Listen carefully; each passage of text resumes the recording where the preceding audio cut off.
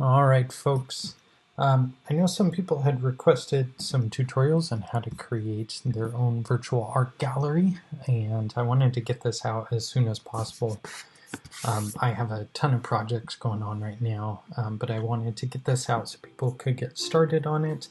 People can ask me questions and I can answer as best as possible. And then over the summer, what I'm going to try and do is create shorter tutorials that are more in-depth and show you how to create these and other things using hubs. But this will at least get you started so you can start creating your own virtual art gallery.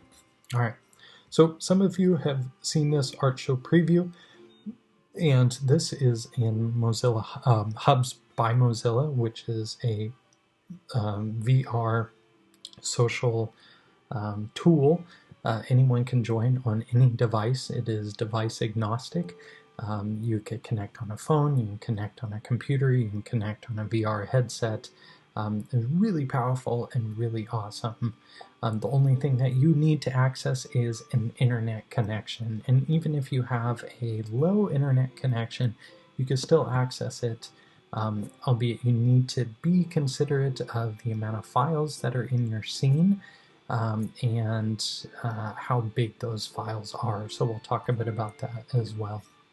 So you have hubs.mozilla.com as your kind of portal to view these rooms, okay? And you can create a room really easily by just clicking create a room. You can use the scenes that are already built into hubs. So usually what they do is they give you a default scene. This is a low poly scene, but you can go up here and select choose scene, and you could change that scene to whatever you want. Then you also notice on here on the top is a unique URL, and only people with that URL will be able to access that scene, okay, or that room rather. So again, only people with that URL will be able to access that room. You can change that name anytime in Hubs. That's an awful name for a URL, but that works, okay? So anyone who has that URL can access it. You could also click share. You have a short link, you can tweet it out, or you can use an expiring hub.link code. You could also embed it on a web page and be notified, I believe, by email or possibly in the browser if other people come into the room. So I want to switch that back to my art gallery in case other people want to join it. Okay. So that is Hubs. This is the portal that you use to enter into the room, right? And move around and view the objects and all the other stuff that you built into it. If you want to view it later, if you are logged in and you want it to be in your favorites, simply select the star icon here. All right, so that's Hubs, but where do you go to build these rooms? Sometimes these scenes, and there are many scenes available for you to pick from, sometimes these scenes don't meet your needs. And I will also add that it is hard to add objects into rooms. That's why they have, just exit out of this, that's why they have Spoke. So hubs.mozilla.com/spoke is where you go to build the rooms. And I'm going to give you an idea of what the art gallery looks like in the building environment. In order to move around, you need to press down the right mouse button, and you can move around with your mouse. You can look around with your mouse with the right mouse button pressed down. Then you can move forwards and backwards by using W and S, or you can move sideways by using A and D. So some of you who have done gaming on the computer before, you know that WSAD is your standard move around. For those of you who haven't gamed before, now you know. All right, so moving around the room, and this is where I've built it. So as you can see right here, I've made these images in Photoshop and I've placed them in the room itself. Okay, and I've also placed video, and the video won't play in Spoke, but the video will play in Hubs. Okay. So many of you who have seen this kind of know how this room is laid out, and I'm going to show you how you can quickly make something very similar. All right, so the room itself is a purchased model, right? And that is from Lubis, who made the model. So we're going to go check out his portfolio here. Definitely would highly suggest supporting your 3D artists. And if you want this exact scene, simply go to his showcase and you could purchase it for $8, which is pretty good deal, I'd say. Right? So if you want that for your art scene, you can use that, or you can search in Sketchfab for an art gallery. Make sure you have downloadable selected. And you can go through, you can find the store models that are here, or you can view what other people have submitted for art galleries. What I would suggest is if you are going to use someone else's art gallery, that you consider how big the file is. If it is a huge file and has this amount of triangles in here, that is probably not that good. That's because people who are on mobile or devices that don't have a lot of internet speed, their computer is going to be taxed just trying to download the model, let alone all the images and videos you might have in that scene. So you want to try and find scenes that have a very low triangle count. For those of you who are familiar with 3D modeling, could potentially take that model, put it into Blender, reduce the amount of triangles, and then put that file back into Spoke, into building your scene. But not everyone has that experience. So really got to be picky about what kind of scenes you want to include. You know, these look really awesome and they would be really amazing to use.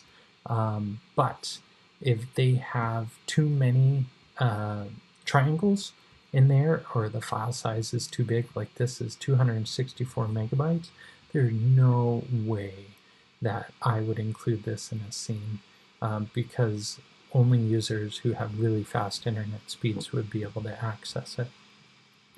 So we have a benefit then. If you don't want to use a model that someone else has created, then what you could do is you could build your own art gallery pretty easily in Spoke, add your images, and publish that out. Let me show you. Click New Project. Now, before you get started with all this, I just want to make sure that you are logged in, right? You create an account in here. It will send you an email to log in. You click the link that's in the email, and you're automatically logged in. That way you can access all the projects that you're working on. Really important, otherwise you could lose all the hard work that you've done. So click New Project. Now, you can search the scenes that are available in here.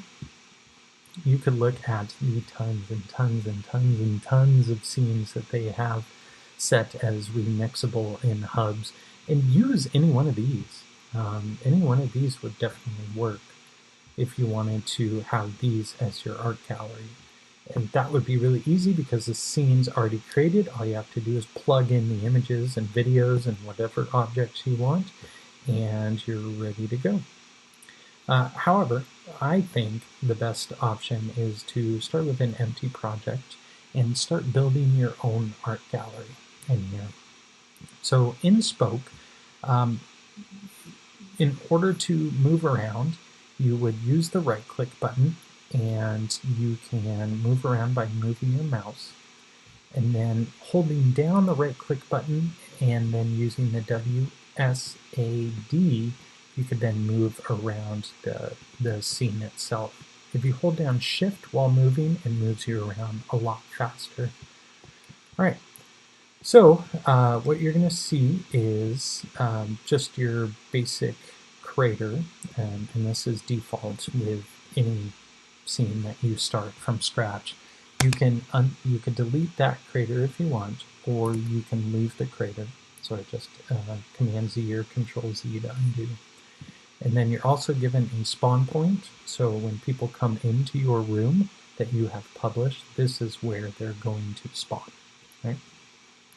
You have a directional light, which gives a light box, which is going to shine a light into your room, which you don't necessarily need to worry about with an indoor space, but if you're making an outdoor space, it could matter. And then you have your skybox here, right? So this is your hierarchy of objects that you currently have in a default scene. If you wanted to build your own art gallery, they do have a few options in here. You can pull directly from Sketchfab. So if you were to search for art gallery, you may find some stuff in here. This looks pretty cool. Didn't see that one in my search. So it's taken a while to load, so I could assume that this model may be a little big, but let's see. Look, ooh, that's teeny tiny, teeny tiny. Well, this is a good opportunity then to blow it up. All right, a few ways to make objects bigger and smaller in Spoke. You can either go up here to the scale, and it's kind of hard to see in here, but you have a little gray box in the middle, and if you select that gray box and drag it out, you can make your object bigger. That is one option. Another option that's easier is to go down here to the properties panel for your object, and you'll see the little 2 arrow icon, and if you click and drag it, it will make that object bigger. So that is pretty big, and I'm not sure that's the size that we want. Absolutely not. That is way too big. So let's see, 0.1. That one's pretty big too. Drag that down. If you hold down Shift, should be able to make it a little bit bigger. Okay, that's putting in the negatives. 0.05. That looks pretty good at 0.01. So that method works, but it is not optimal. Let's go in the room and see what the inside of the room looks like. It looks okay. It's pretty bright. So I am not certain that I really want this in my room. So if you don't want it, just simply select the object and press delete. We'll also look at this. It says this object contains 17,000 polygons, which is pretty high. Your computer has to render all of that. Contains 2 textures larger than 2048 by 2048, and it's using 171 megabytes of video RAM. And that's also a big file. So this all renders on your browser, so you really want to be aware of that. And I don't want this model. Try again. All right. You can also pull in models from Google Poly. These are typically individual models that you can place into your scene very easily. And if you want those models to be a part of your art gallery, awesome. But I don't think I want those. I'm going to go here to the architecture kit, and I want to build my own art gallery. Pretty simple art gallery. So we'll start with our floor. And I'm just going to create a simple square. And you'll see when I place this object and move it around, it snaps to the grid, and the grid is set to snap at 0.5 meters, right? You could turn that snap off by selecting the icon right here. You could also change the amount that it snaps to, whether it be 0.1 meter or 1 meter, or you could type in your number. All right, oops. So I want to undo that. Okay. So if I want, I could place my floor here. Let's move that one. Okay, if you've never worked in a 3D environment, you'll notice three handles. I'm going to use the translate tool here. You'll notice three handles here that are going to move either an X, Y, or Z axes. And in spoke and hubs, Y is the up and down. So you can move the position of your object either by selecting the arrows here, clicking and dragging it up or down, or you can move the objects by sliding this number here. You could also type in your number in there and it'll move your object. So I'm going to undo that, and I am going to move this along the X axis, and I don't want any gap in between that. So I'm going to move closer and just make sure that it's lined up. And it doesn't look like it is lined up. So let's do this. I'm going to delete that. And I have extra flooring there, that's fine. All right, so I have this floor right here. I'm going to hit Control D or Command D, and I'm going to duplicate the model. And then I'm going to click and drag the model out until it's lined up. Okay. So I have the start of a floor. Now you'll notice with these architecture pieces, you do have different types of material that you can use. And if you want a different material, simply select the different material that's here. And I want both of these to be ceramic tile. Okay. Now here's where we kind of automate this process. I'm going to hold down Shift and select the other tile. I'm going to duplicate, Command or Control D, and I'm going to move this out. Now I can hold down Shift and select the other tiles that are here, and I'm going to move up. I'm going to duplicate, and I'm going to move this over. And then I could select all of these, duplicate, and shift it over. Okay, so now we have a basic floor plan for our art gallery. You can make that as big as you want it to be. Now some people may say, well, why don't you just scale one floor up and make it as big as you want? Well, that floor already has a texture associated with it, and if we were to increase the scale of that floor, it just stretches the texture, and that doesn't look very good. All right, so we have our floor, and we have tons of different types of floorings here that you could play around with. Now we're going to go with the wall.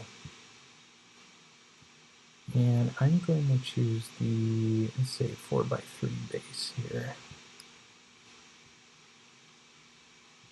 That looks pretty good. Okay. So you'll notice when I drag this base out, you have one side of the wall which is gray, and if you use the Q and E buttons on your keyboard, it will rotate the wall. So that's a quick way to rotate the wall. But you'll notice when I rotate it around, the other side doesn't have a texture to it, which is good because your computer has to render all textures regardless of whether you're looking at it or not, right? So it's gonna render both sides of the wall. So you just have to be aware that your wall is placed properly, that the rotation is proper. So I just placed one, but I can't see it here. It doesn't show up. But if I go to the other side, you'll see that it does show up on there. Right. So I'm going to move this around so it lines up a little better. And let's pick the wall material first before you start duplicating it. Let's see. What's going to be a good option? All right, let's check.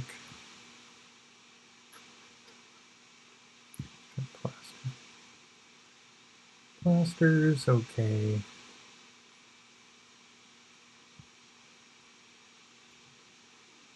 Maybe paint satin. I guess we'll stick with paint satin on that. I'm going to duplicate this wall. Oops. Duplicate the wall. And I'm going to move it over. Okay. Now we have those two walls. Duplicate, rotate. So again, that's the Q button to rotate. And we are going to shift that back. And shift it over. Yep. So I want to inspect this first before I confirm.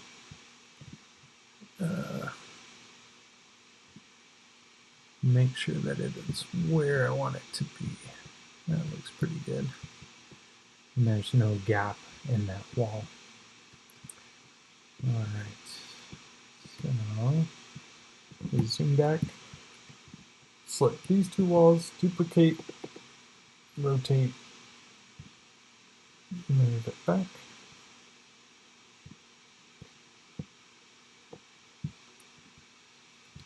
Make sure it's lined up. Nope.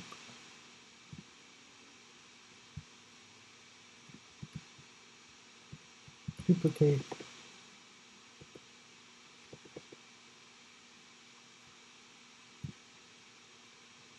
Shift. Shift it back. And there. We have a room. Now, what about a roof? You could use the roof kits that they have here for architecture. I personally haven't played with them a whole lot, so I'm not very comfortable with adding a roof. My workaround that I've done is I've taken a floor,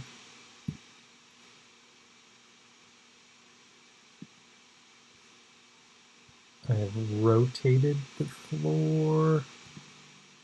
Here's my floor. Oh, come on. There we go. Actually, let's move that up a bit.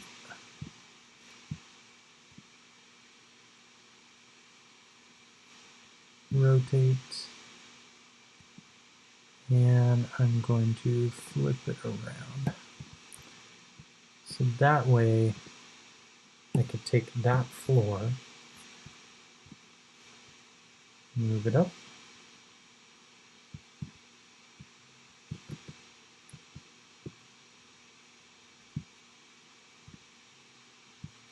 and turn off this snapping. Okay. And then you could do the same as you did for the floor. You could just create multiples of that tile. And what I don't want this floor.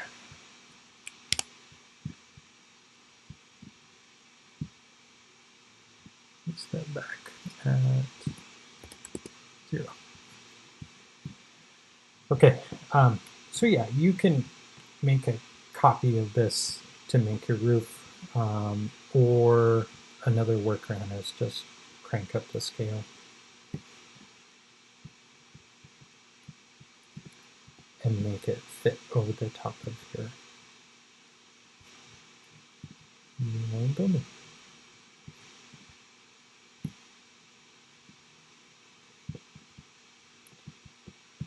All right.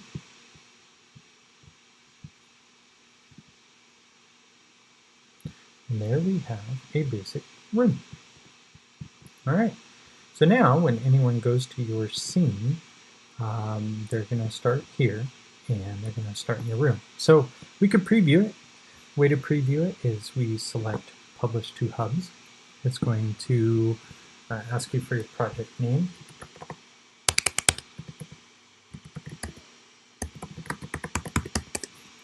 Save project. I don't have any models from him in here, so I'm going to delete that.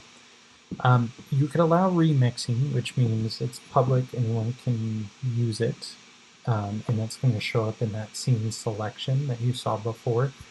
And you could also select allow Mozilla to promote my scene, so they could put that scene on the front page. If it's something you're really proud of, I would definitely suggest sharing it with the general community because other people could find it useful.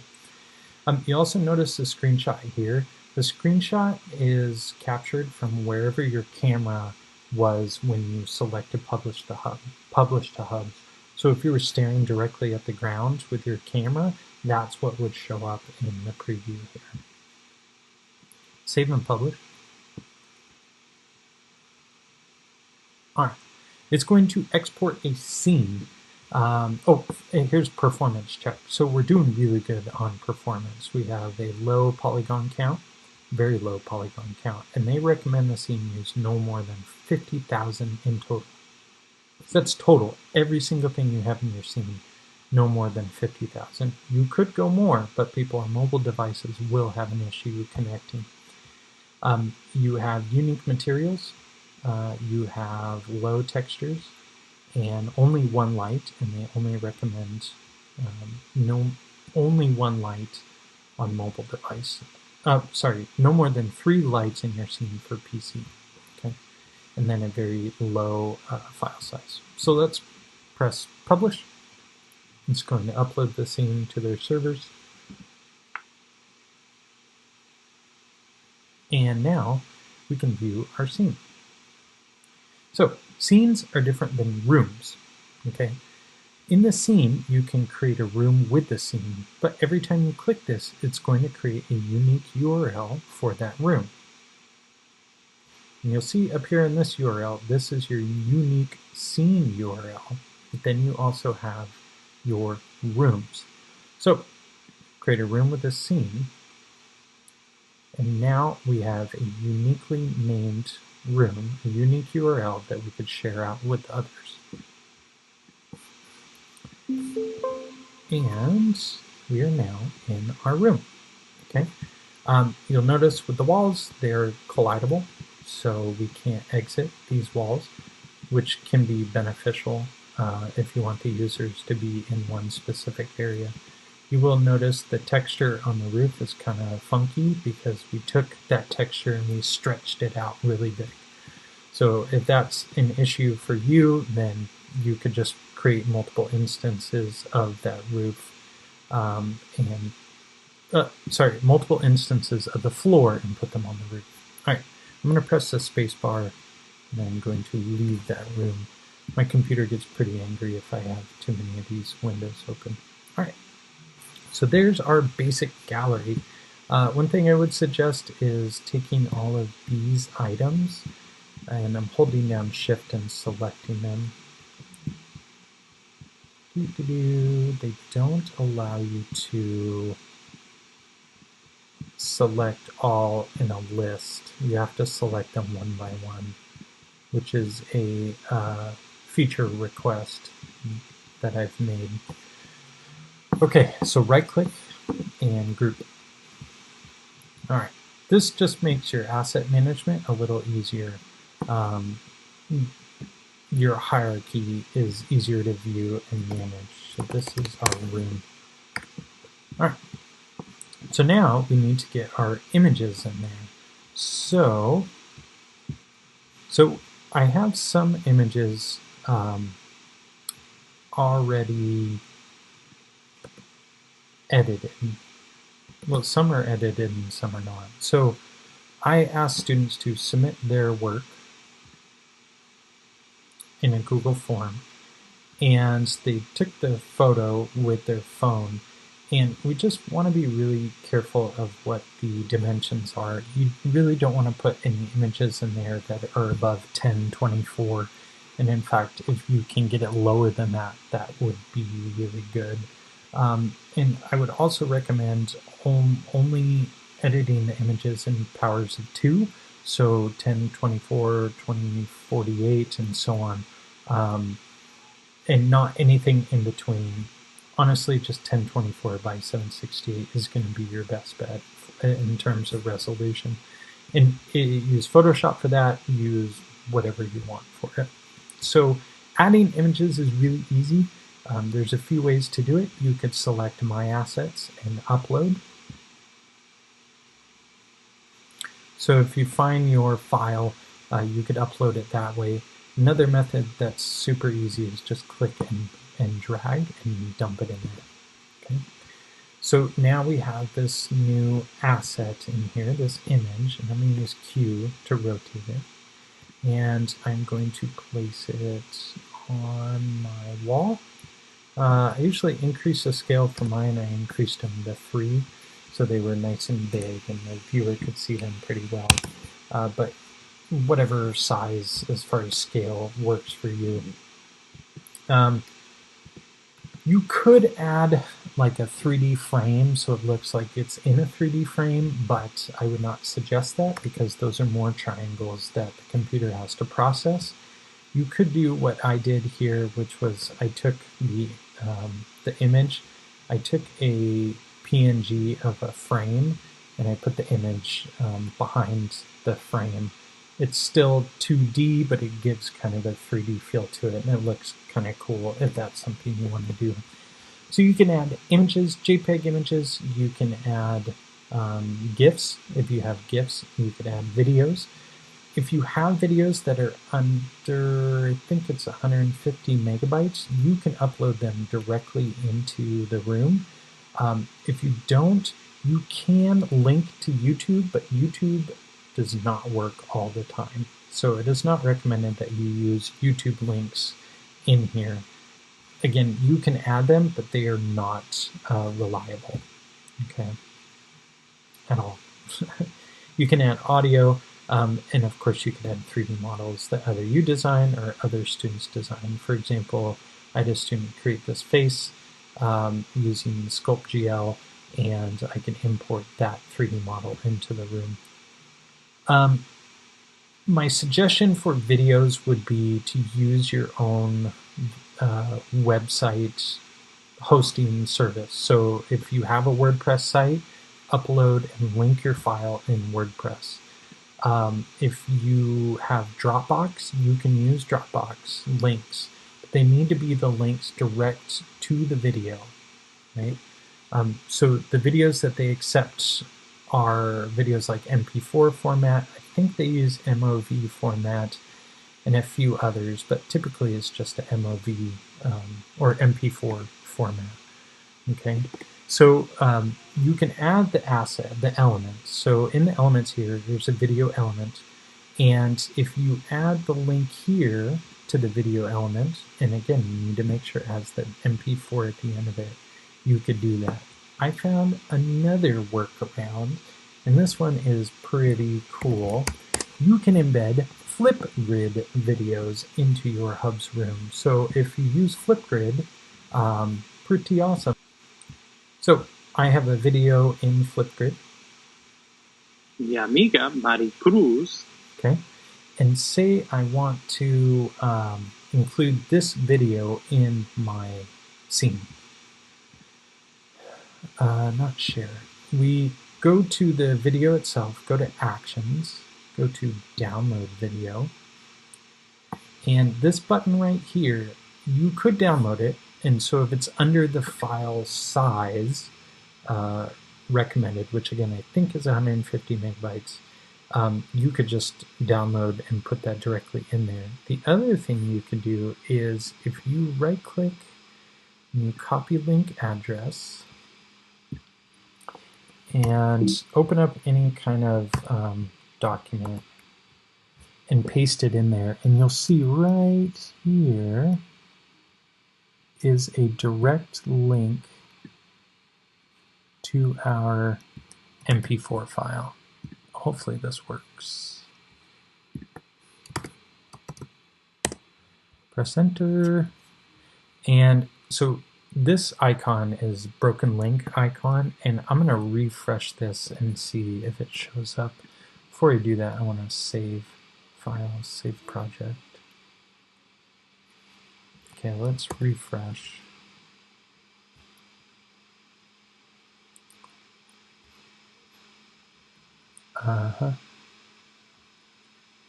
It did not like that one. So it worked before. Maybe I'll have to give an update on how this one worked. I was able to get it working earlier. but I don't remember how I did it. But again, you could download the Flipgrid video and you could put it up there, and let's see what the size of this file is. All right, I opened up the file information and it looks, it's like about 5.7 megabytes. So that means we can get rid of this link, delete that, and let's just drag our video in there.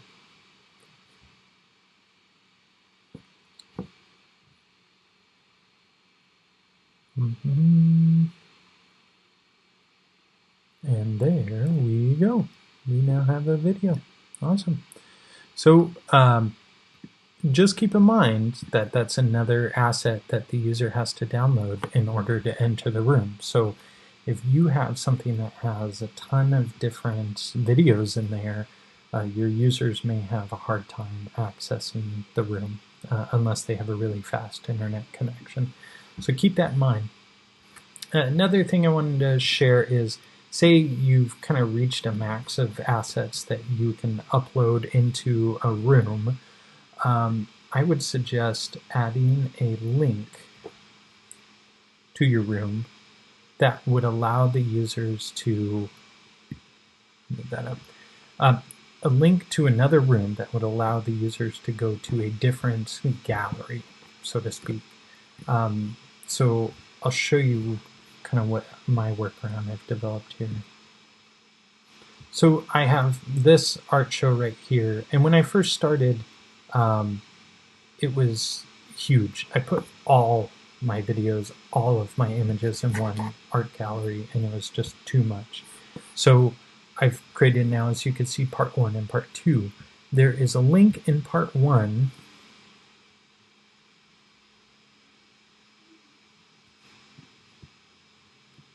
go here. There's a link on this door, so the user will click on the door and it will take the user to part 2. And part 2 has a link to take you back to part 1 if you want. And that's it. So the user can go to a completely different art gallery, completely different room that has a completely different set of pictures and videos. So that way the room is good size. It doesn't have too many assets in there that tax the user system. Anyone on mobile can access, hopefully even with a low internet connection, and really just wanting to make it accessible to the users. Okay. So yeah, that was a very quick and dirty rundown of hubs and spoke, and hopefully that's helped some of you. Please feel free to give me, to contact me either in Facebook, email me at any time if you have any questions about hubs and spoke. And keep a lookout. I will post better tutorials over the summer to really try and get more and more people involved in this. If you haven't located their Discord server, I would highly suggest using their Discord server. It's really active. It has a lot of people in there who are talking about a lot of really amazing things. The virtual classrooms is where I spend a lot of my time in there, bouncing around ideas. So the Discord server that they have is just really, really incredible.